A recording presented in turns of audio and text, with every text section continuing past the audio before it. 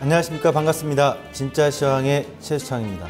여러분, 오늘이 7월 17일 제헌절인 거 아시죠?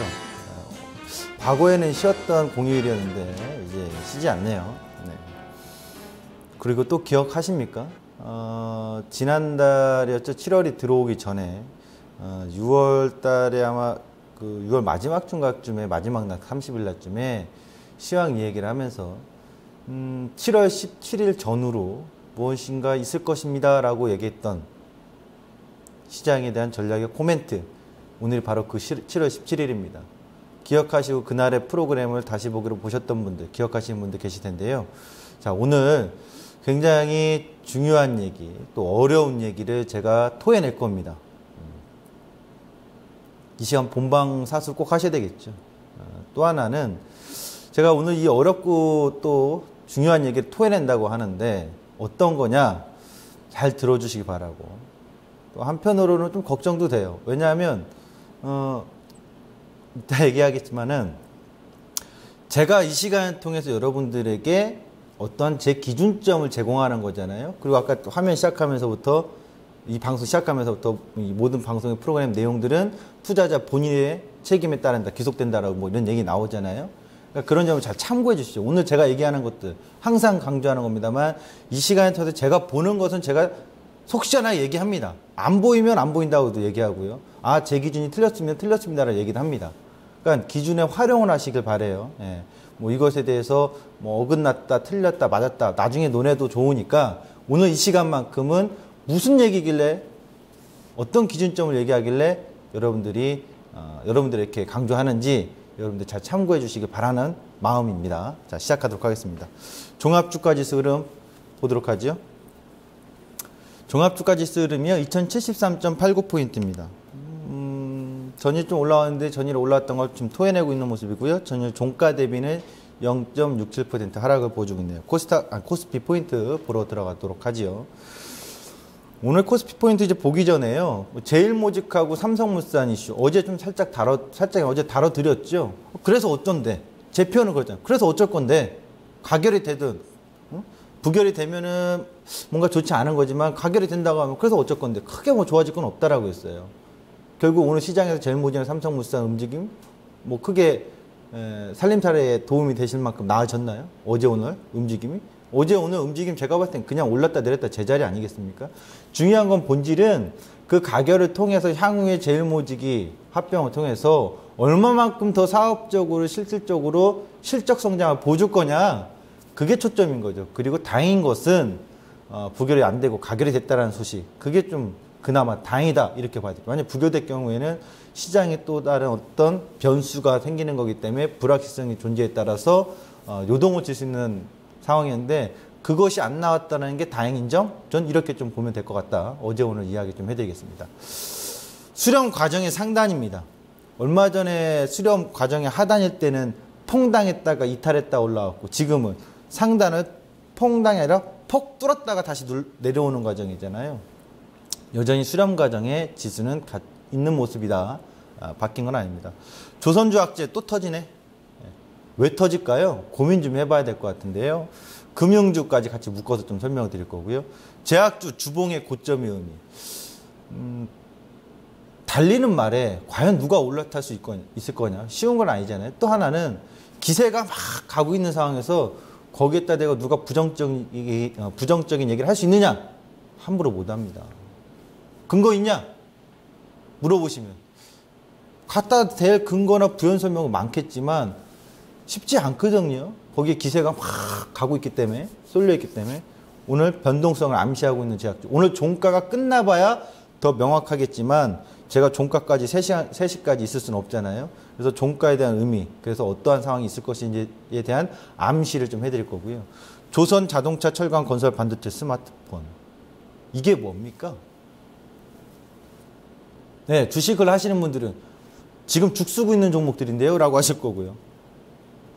주식뿐이 아니라 전체적으로 한국의 산업 동향을 보신 분들은 우리 한국 경제의 기둥들, 큰 역할하는 산업군들이잖아요. 경제 성장에. 그 종목군들을 오늘 한번 언급을 좀 해보겠습니다. 먼저 이제 조선주, 오늘 보지 않고 갔으면 좋겠는데요. 많이 빠지니까, 빠지는 거는 안 봤으면 해가지고. 예, 조선주 바로 자료 넘어가도록 하죠. 선박 수주량이 뭐 1등을 다시 차지했다 이런 얘기들 있잖아요. 그래서 저는 다시 한번 얘기합니다. 그래서 어쩔 건데 1등 했다고 해서 뭐 달라집니까? 중요한 것은 시장 점유율 1등이 중요한 게 아니라 선박 수주 자체가 감소하고 있다는 거. 지난번에도 이 자료를 보여드렸었단 말이에요. 중국을 1등 했던 거 우리가 뺏어왔다. 그게 아니죠. 의미는 1등이 아니라 점유율 1등이 아니라 선박 수주 자체가 전체적으로 감소하고 있다는 거. 그 조선주가 좋지 않다라는 건 누누이 얘기했습니다. 또 하나는 이번에 이제 그 손실에 대해서 자꾸 나오고 있는데 결국 플랜트 쪽에서도 안 좋다는 얘기잖아요. 그러니까 조선주가 선박이 그동안 안 좋을 거를 대비해서 플랜트 쪽으로 막 사업 확장해서 이것이 좋다 좋다 얘기 나와서 한때 상승 효과를 보였습니다만 뚜껑을 열어보니까 감추고 있었다라는 거 아니에요. 얼마나 배신감이 든 겁니까? 두 다리가 튼튼하게 있으면 더 좋은데 한쪽 다리가 부실해지니까 한쪽 다리라도 튼튼하게 있어줘야지 그나마 버텨주면 상승의 요인이 있을 텐데 아이고야 이쪽 다리도 튼튼한 줄 알았더니 알고 보니까 부실이네. 그럼 양쪽 다리가 부실해져 버린 거니까 안 좋아지는 거죠. 근데 왜 하필이면 이 시점에서 대우조선해양하고 삼성중공업이 둘 다 손실이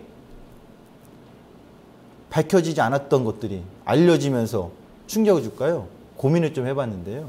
이게 정확히 맞다라고 할 수는 없지만 유출해 본 건데요. 결국 미국의 금리 인상 시점을 앞두고 그동안에는 금리가 싼 상황에서는 계속 그냥 이렇게 은폐 아닌 은폐를 하고 있다가 금리가 인상하기 전 시점 전에 채무 구조 조정을 좀 하려고 하는 상황이지 않을까, 전략적으로. 그러니까 금리 인상하고 나서 채무 조정을 하면 좀 더 자기네들이 어려움이 있을 테니까 어려움이라기보다도 좀 더 뭐랄까요, 뭐 효율이라기보다는 전략적으로 금리 인상 전에 좀 선택을 한 게 아닐까라고 좀 봐요. 하필은 왜 2분기 이 시점에 연달아 터지냐 이거예요. 그럼 저는 그런 어떤 가능성이 있지 않았나, 전략적으로 그런 선택을. 그래서 이번 2분기에 계속 그런 얘기가 터지는 게 아닌가라고 좀 보여지는데, 그렇게 되면 금융주도 심리적인 영향도 있겠지만 실질적으로도 손실에 대한 감수도 필요하지 않을까요?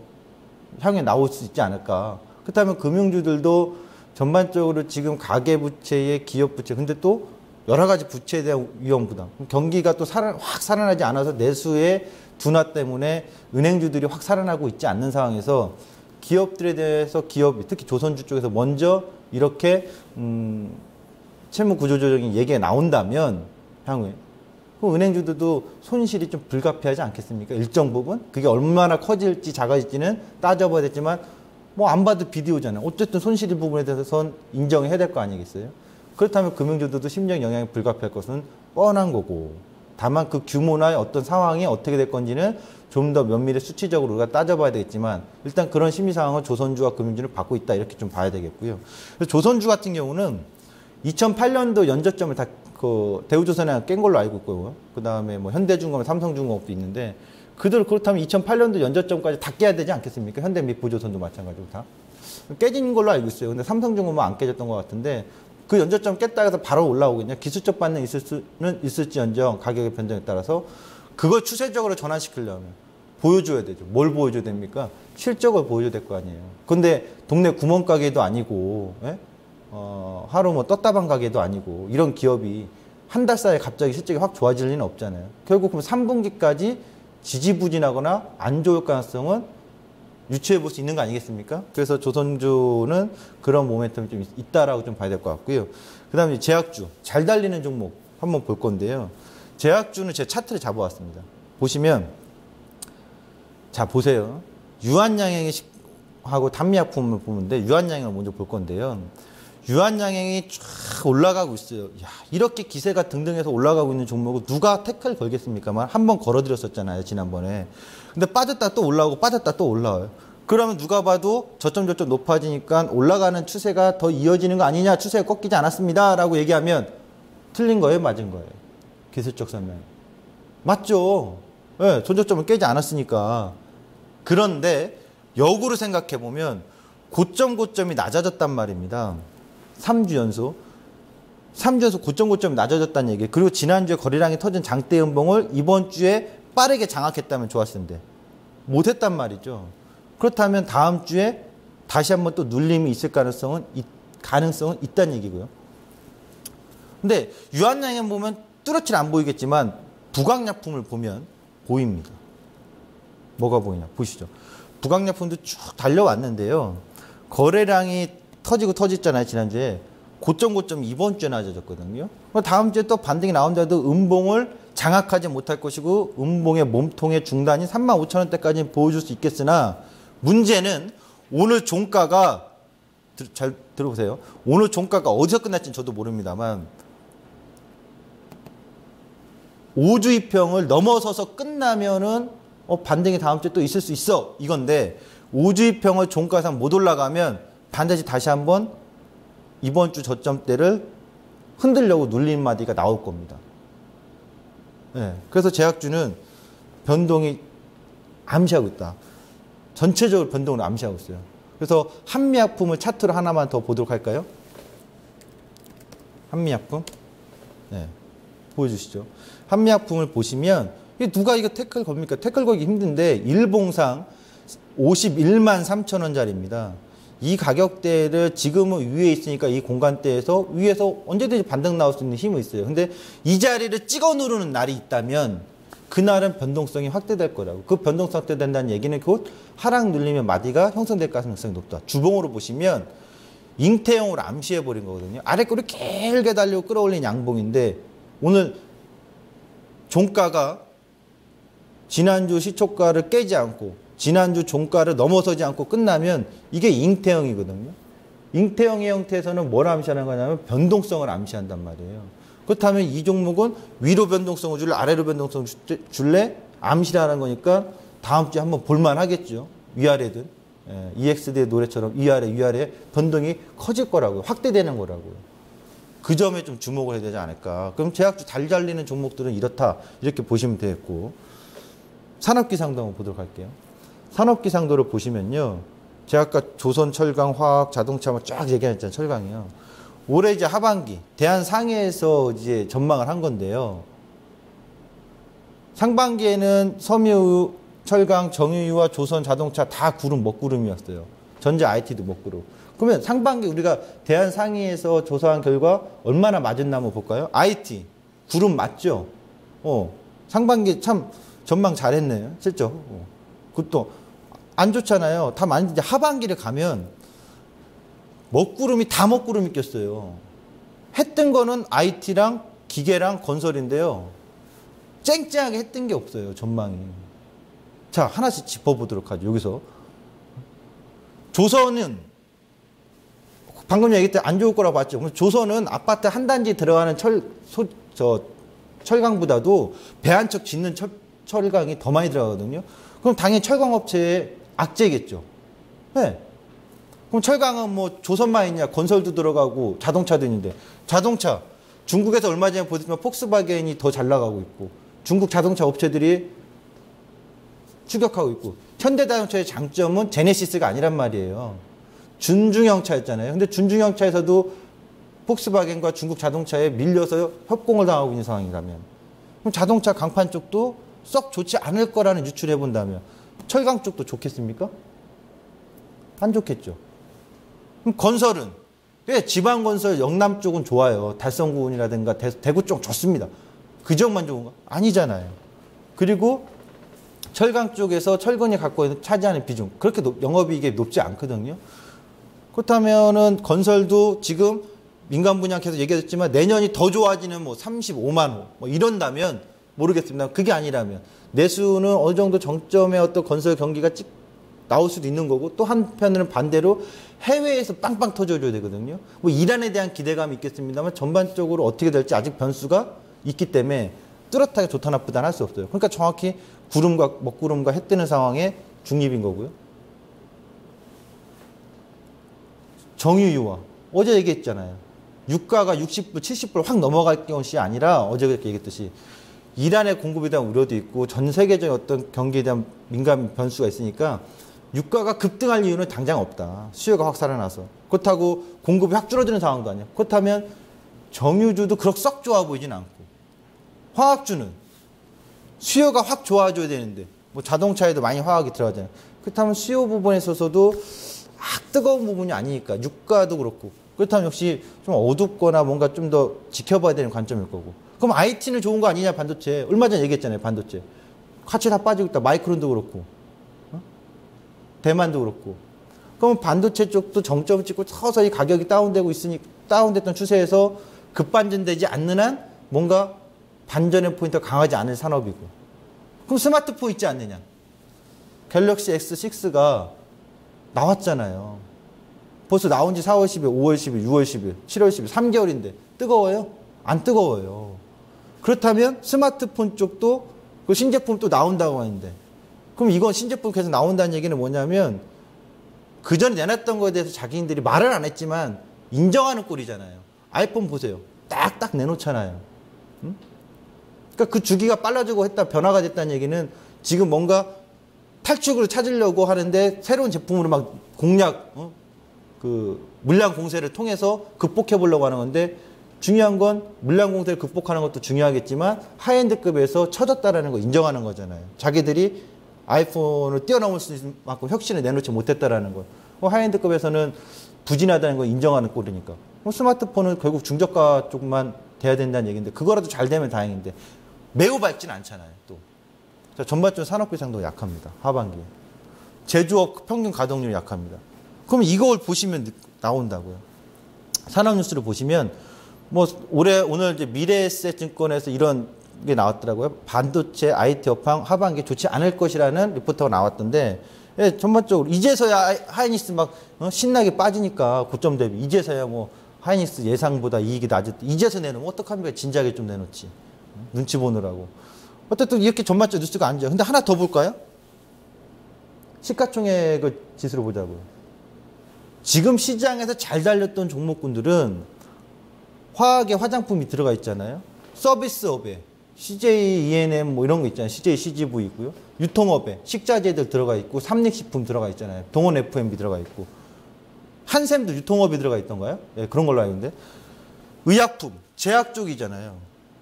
결국 시장에 여러분 과거에 서비스 산업 이렇게 안 컸습니다. 유통업이. 운수 장비가 전기전자랑 시장 시가총액 대비해서 양대산맥으로 규모가 컸거든요. 근데 지금은 서비스업이 커요. 쪼그라들었던 얘기죠. 그럼 지금 의약품, 화학이라고도 하지 맙시다. 정확히 하면 화장품, 서비스업, 유통업 이들 종목이 계속 가줘야 돼. 그래 가야 돼. 계속 가야 돼요. 그러면 시장이 안 빠지겠죠. 주도주니까. 근데 대한민국의 고용과 경제의 파급력이 큰 삼성전자 IT 쪽하고 운수장비랑 철강금속, 금융업, 건설업, 기계 쪽은 완전 쪼그라들었어요. 시가총액 비율로. 근데 이들은 지금 차트를 잠깐 이제 보면 다 신저가예요. 이 신저가에서 급반전의 어떤 터닝포인트가 외바다로 강하게 나와지면 뭔가 순환의 상승이 보는 거지만 그게 아니면 그 기세에 눌려서 계속 신저점일 거고 얘네들은 할 때까지 뽑고는 있는데 방금 전에 제약주에 고점이 낮아지거나 한샘처럼 30만 원대에서 뭔가 변화가 조금씩 있다는 거. 아주 미미한 변화지만 예의주시해야 된다는 거죠. 그럼 차트를 한번 잠깐 잡아서 가겠습니다. 보십시오. 차트를 주봉으로 잡아서 보시면 오늘 할 얘기가 상당히 많은데요. 지금 뭐 달린 애들은 계속 가요. 간 애들은 이렇게 가벼운 애들은. 근데 한국에서 대표하는 종목들 보시면 먼저 하이닉스. 올해 신저점을 깨고 있잖아요. 주봉입니다. 그 다음에 포스코. 올해 신저점 깨고 있잖아요. 현대제철. 신저점 구간이잖아요. 지금 이 주봉의 모양에서 변곡이라고 보이세요? 바닥 변곡이라고? 어느 누가 이 기술적인 분석에서 이걸 바닥 변곡으로 봅니까? 윗골이 길게 달려야 되는데. 그 다음에 현대차. 신저점. 전 12만 원 이탈이 돼야 된다고 보거든요. 기아차. 신저점. 현대모비스. 신저점. 신한지주. 신저점 아니지만 신저점 근처. 현대중공업. 얘는 신저점 아니지만 조선주 보면 삼성중공업하고 대우조선해요. 신저점. 뭐 다른 거 볼 것도 없고요. 자, 그러면 시장이 지금 어떻게 돼 있는 거예요? 가볍고 지금 계속 뽑아 올렸던 가벼운 종목들만 계속 고점 더 높여서 가는 척 하는 거지만 뭐 가는 척인지 더 가는 건지 봐야 되겠지만 무겁고 정말 핵심인 우리 경제를 이끌어갈 무거운 산업군들은 다 신저점 깨고 있다면 지금 시장은 안정적인 터닝포인트의 바닥일까요? 눌림목일까요? 이제부터 알아보러 가겠습니다. 코스닥 포인트 빨리 보러 갈게요. 코스닥 포인트 보여주시죠. 코스닥 지수 볼게요. 지수 보여주시죠. 코스닥 지수부터 보도록 하겠습니다. 코스닥 지수를 보니까요. 오늘 뭐 7777 한 번은 만난 것 같습니다. 76969, 6969네요. 예. 빠지고 있고요. 0.6% 빠지는데 코스닥 포인트를 한번 보면요. 저는 세기형의 완성 가능성이라고 봐요. 오늘 세기형 상단을 또 채웠거든요. 여백개미. 사실 선제적 차익 실현 이렇게 얘기해놓고 또 올라가면은 좀 아쉽겠죠. 근데 이제 여백개미를 좀 남겨놓고 선제적으로 차익 실현을 해도 나쁘지 않겠다라는 지점으로 보여지고요. 핀테크 관련주 삼성페이 효과? 이슈가 되니까 시장이 지금 분위기 안 좋을 때 이런 종목이 개별적으로 빵빵 뛰고 장중에 올랐다 내렸다 변동을 주는 거겠죠. 그 다음에 공부할 종목의 차원은 딜리인데 간단하게 한번 살펴보겠습니다. 핀테크 관련주도 한번 볼게요. 보시면 나오는데 뉴스가 뭐 오늘 벤 업체들이잖아요. 부가통신망 업체들, 한국정보통신이나 날씨정보통신, 또 뭐 라운시켜 뭐 관련된 보안 뭐 다 움직이는데 뉴스가 실제로 이 회사들이 이거는 저는 이슈라고 봐요. 그래서 다들 지금 뭐 삼성페이 들고 다니면서 다 이걸로 결제할 거예요? 아니에요. 기존에 카드 있는 걸 카드 쓰고요. 기존에 현금 쓰는 사람 현금 씁니다. 다만 그거 이제 얼리어답터처럼 좀 빠르게 그거 쓰는 사람도 있겠죠. 당장에 뭐 실적이 확 좋아지고 이러진 않겠죠. 그렇다고 저거 쓴다고 해서 소비가 더 증가하고 결제를 더 많이 하는 건 아직은 아니란 말이죠. 향후에 분명히 관심 있는 주입니다만 오늘은 정말 이슈적으로 시장 분위기에 맞춰서 올라갈 만은 없으니까 그 종목이 땅 하고 땡겨 올렸다 이렇게 좀 보여진다 저는 보여지고요. 개별 종목 본다면 이런 종목을 또 공부해 봐야 되지 않을까. 딜리. 보시면 이 딜리가 어떤 거냐면 산업용 그 프린터거든요. 실적을 보시면 재무적 유보율을 상당히 높고 부채 비율이 10%도 안 돼요. 그 영업이익이나 그 매출 성장이 점진적으로 올라오고 있고요. 몇백억입니다만. 그래서 이 회사 같은 경우는 딜리 이런 산업용 인쇄용 프린터를 만드는 회사인데 세계 시장 점유율이 10%가 좀 넘어요. 이런 종목들, 그러니까 이름값 하고 있는 종목들보다 이름 없는 유망주들 찾아내야 된다는 거죠. 공부하셔야 된다는 거죠. 지금 시점에서. 또 이런 기업을 또 여러분들이 공부하시는 게 도움이 되지 않을까라고 제가 언급을 좀 해보는 거고요. 시장 이슈. 빠르게 가겠습니다.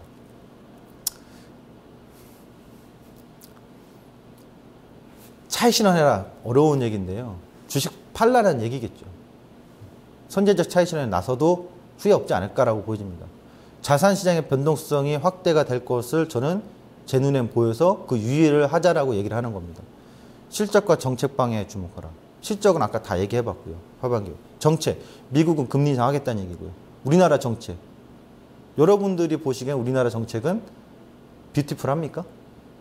아름답습니까? 아니면 깝깝하십니까? 그럼 여러분들의 선택에 맡기겠습니다. 넘어가도록 하죠. 제가 뭐 언급할 건 아닌 것 같고요.